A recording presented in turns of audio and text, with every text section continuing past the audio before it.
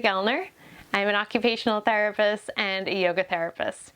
Today I'm going to explain some of my background and some of my experience because it is very important as a client or as a student of a yoga therapist to understand the person that you are working with. So my primary education is in occupational therapy, and an occupational therapist is somebody who works in the overall rehab team with a physical therapist and with speech and language pathology to look at a person who is experiencing an illness or a condition and figure out what kind of tools we're going to use in the rehab setting to get that person back to their day-to-day functioning.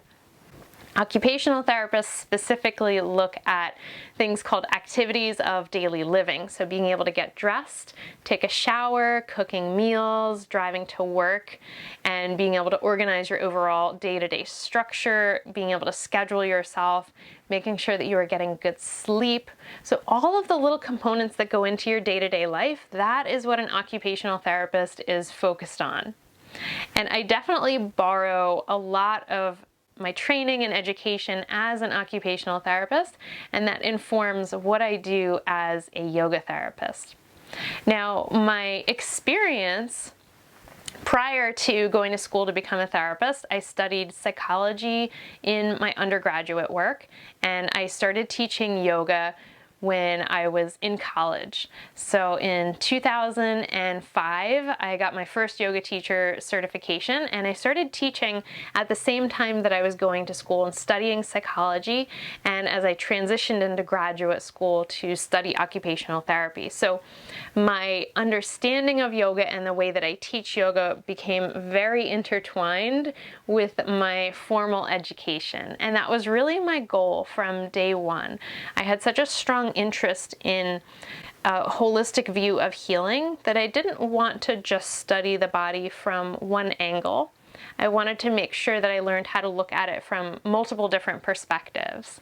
So as I finished school and started to work in the rehab setting, I ended up discovering that I didn't feel like I had enough information to do hands-on work with people. And that's when I decided to go to massage therapy school. So I got my license as a massage therapist.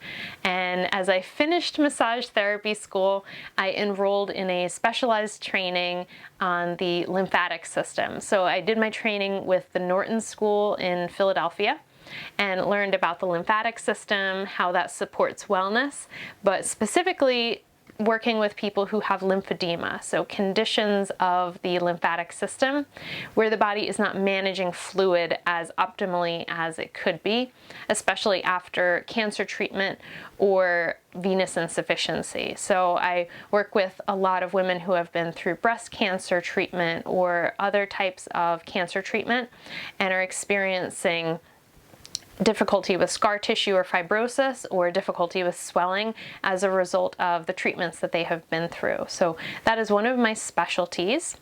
One of my other specialties is working with individuals that are diagnosed with Parkinson's disease or other related neurodegenerative conditions. So I've spent almost the past 8 years working in a specialty neurological clinic, both as an occupational therapist and as a yoga therapist, because within my OT sessions, I get to incorporate things like breath work and stretching and postures. So what I do as a yoga therapist definitely informs some of the techniques that I pull into the therapy clinic when I'm doing my work as an OT.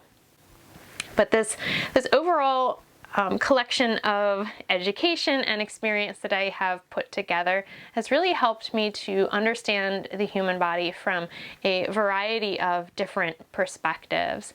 And as I have moved forward in my career working in different healthcare settings, I have started to move myself in the direction of trying to address individuals who are starting to experience health concerns, or they feel like they're not at optimum wellness. Maybe they're starting to experience more physical challenges. Maybe their mental health is starting to struggle a little bit more in their day-to-day life. So working with individuals who are looking for ways to improve their health, where maybe if you went to your general practitioner and gave them some kind of general things that you feel like you're not doing that well with, they can't necessarily prescribe you a medication or send you to a therapist to work on those things, because it is sort of a general overall situation that you are feeling challenged with.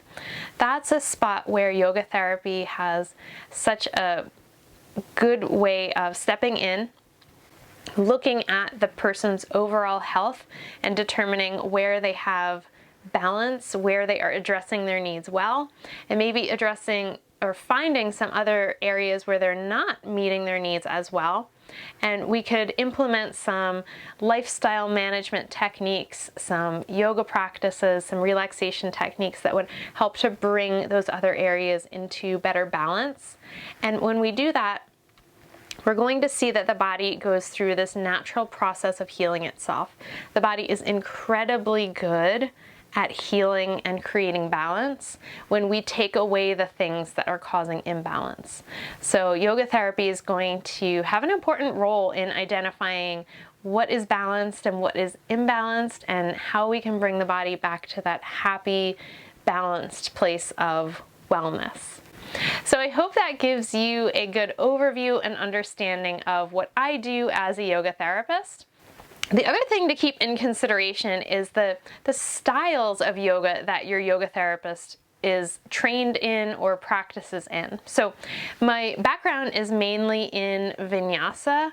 When I first started teaching, I was doing a lot of kind of all levels vinyasa, or a level 1 vinyasa where there might be a little bit of inversion mixed in there. But then I started to evolve my practice, especially the deeper I got into my career as a therapist, and I started to angle more toward gentle and therapeutic practice. I love restorative yoga, using lots of props to adapt the poses to the individual. And then I started teaching yoga for people living with Parkinson's disease, and creating specific tailored practices to individuals who are working with different health conditions. I also have a training in Kundalini Yoga.